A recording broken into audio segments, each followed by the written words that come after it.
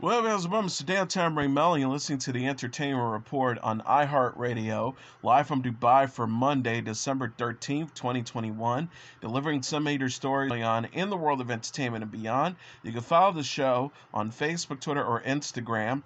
Facebook.com/The Entertainment Report with Ray Melo. That's RAYMELO. On Twitter at The Enter Report, or on Instagram at The Entertainment Report. You can listen to the show anytime you want on iHeartRadio. Just go to iHeart.com or your iHeart phone app, search for the Entertainment Report, and it'll take you to the page. I hope everyone had a fantastic weekend.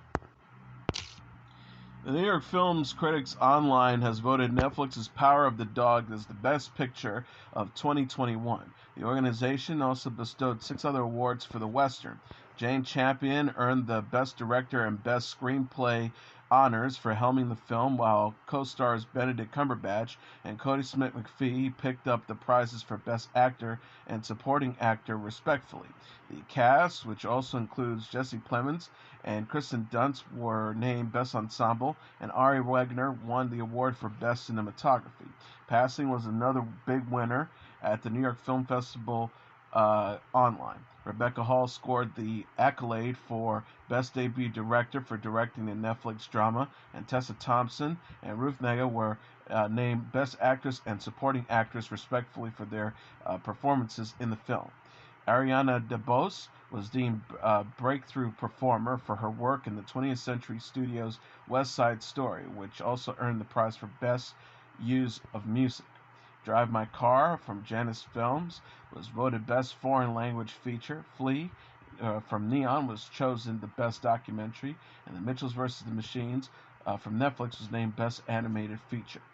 The group's top 10 films of 2021 in alphabetical order were Belfast, Don't Look Up, Dune, King Richard, Licorice Pizza, The Lost Daughter, Passing, Pig, The Power of the Dog. Veteran broadcast journalist Chris Wallace has announced his departure from Fox News on the air Sunday morning. CNN confirmed Wallace will next host a weekday show from its streaming platform CNN Plus, which is set to debut in 2022. The 74-year-old son of the late 60 Minutes icon Mike Wallace said, "After 18 years, this is my final Fox News Sunday. It is the last time, and I say this with real sadness. We'll meet like this. 18 years ago, the bosses here at Fox promised me they would never interfere with the guests I book or a question I ask. And they kept that promise," he added. "I've been free to report to the best of my ability, to cover the stories I think are important, to hold our country leaders to account. It's been a great ride." Wallace covered 5 presidential elections and interviewed every president since George H.W. Bush, as well as world leaders such as France's Emmanuel Macron and Russia's Vladimir Putin. He was Fox News' first journalist to moderate a general election presidential debate in 2016. He also moderated one in 2020. Wallace told his viewers on Sunday, "The fact you chose to spend this hour with us is something I cherish. But after 18 years, I've decided to leave Fox. I want to try something new, to go beyond politics to all things I'm interested in. I'm ready for a new adventure, and I hope you'll check it out." The network said his show will continue and will be hosted by rotating news anchors until a permanent anchor is announced. Fox News Media said in a statement, "We're extremely proud of our journalism and the stellar team that Chris Wallace was part of for 18 years. The legacy of Fox News Sunday will continue with our star journalists, many of whom will rotate in the position until a permanent host is named." Wallace previously worked for ABC from 1989 to 2003 and NBC from 1975 to 1988, including serving as NBC's White House correspondent in the 1980s and a moderator of Meet the Press from 1987 to 1988. He began his career as a reporter for the Boston Globe and for WBBM-TV in Chicago. Pop star Billie Eilish hosted and served as the musical guest for this weekend's edition of Saturday Night Live. During her opening monologue, the Grammy winner wore a puffy white and red baby doll dress she described as Mrs. Claus going to the club, and talked about turning 20 next week, urging people not to judge others by how they look, especially when they are young and still figuring out who they are. As an example, she pointed to an unflattering photo of 39-year-old SNL cast member Colin Jost when he was 16. Eilish also appeared in several comedy sketches. She played a former high school bully in a Christmas card come to life on an ex-classmate's refrigerator. A good-hearted neighbor who invites an elderly woman played by Kate McKinnon she sees through her window to have dinner with her and discovers the woman is not only difficult but possibly dangerous. One of two visionary directors of a hip-hop church naivety scene, one of a trio of cabaret singers singing Santa's song, and an unenthusiastic staffer at a hotel, TripAdvisor called a stock photo you can sleep in. Eilish also sang her hits Male Fantasy. Best-selling author Anne Rice has died Sunday of complications from a stroke, her son Christopher announced on Facebook. She was 80. News of her death comes as AMC is working on two TV shows based on her interview with the vampire, sequel and prequels, as well as her book Lives of the Mayfair Witches. Her other works include Exit to Eden, The Feast of All Saints, and Servant of the Bones. Christopher wrote on Anne's Facebook page, "She left us almost 19 years to the day my father, her husband Stan, died. The immensity of our family's grief cannot be overstated. As my mother, her support for me was unconditional. She taught me to embrace my dreams, reject conformity, and challenge the dark voices of fear and self-doubt." He also added, "As a writer, she taught me to defy genre boundaries and surrender to my obsession passions. In her final hours, I sat beside her hospital bed in awe of her accomplishments and her courage. Awash in memories of a life that took us from the fog-laced hills of the San Francisco Bay Area to the magical streets of New Orleans, to the twinkling vistas of Southern California."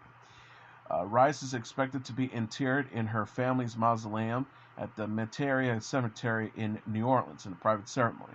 A public celebration of her life is being planned for 2022 in New Orleans. Rice was married to poet and painter Stan Rice from 1961 until his death from brain cancer in 2002. They were the parents of Christopher and Michelle, who died of leukemia when she was 5. Interview with the Vampire was previously adapted as an iconic 1994 movie starring Tom Cruise, Brad Pitt, Antonio Banderas, and Kirsten Dunst. The horror novel was also turned into a 2006 stage musical with music and lyrics by Elton John and Bernie Taupin. Rice was 8.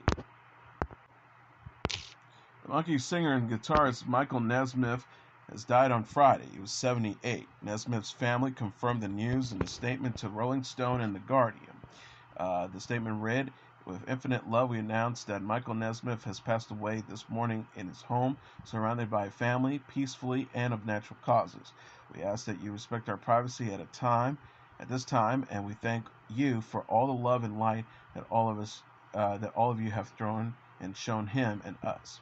The Monkeys Quartet included Nesmith, Mickey Dolenz, Peter Tork, and Davy Jones. Jones died in 2012, and Tork died in 2019. The Monkees were cast for the TV show, which ran from 1966 to 1968. They released 9 albums from 1966 to 1970, including the soundtrack to their film Head. The band members continued to reunite and perform on tour from the 70s through 2011. They also released new albums in the 80s, 90s, and 10s. Nesmith also recorded solo with the band the Wichita Train Whistle, the First National Band, and the Second National Band. Nesmith was 78. Doja Cat has tested positive for COVID-19 and has exited the iHeartRadio Jingle Balls tour. Doja Cat said on Instagram Sunday, "As most of you probably heard earlier, a few members of my production team tested positive for COVID-19, and I had to cancel a couple of my upcoming performances as a safety precaution. Unfortunately, I'm sad to share that I just tested positive as well and will no longer be able to perform on the rest of the iHeartRadio Jingle Ball tour. While my spirits are down since I can't be there to celebrate the holidays with my fans in Philadelphia, DC, Atlanta, and Miami, I'm doing okay and looking forward to recovery and getting back there as soon as I can. The rest of the tour stops, has some really great lineups, wish I could be there." The 26-year-old had previously announced on Friday that members of her production team had tested positive for COVID-19, resulting in her having to miss Jingle Ball dates in New York City and Boston. iHeartRadio Jingle Ball tours includes performances from the Jonas Brothers, Ed Sheeran, Megan Thee Stallion, Lil Nas X, Swati, and more on various dates. Doja Cat recently released a new music video for her song Woman, which appeared on her third studio album titled Planet Her.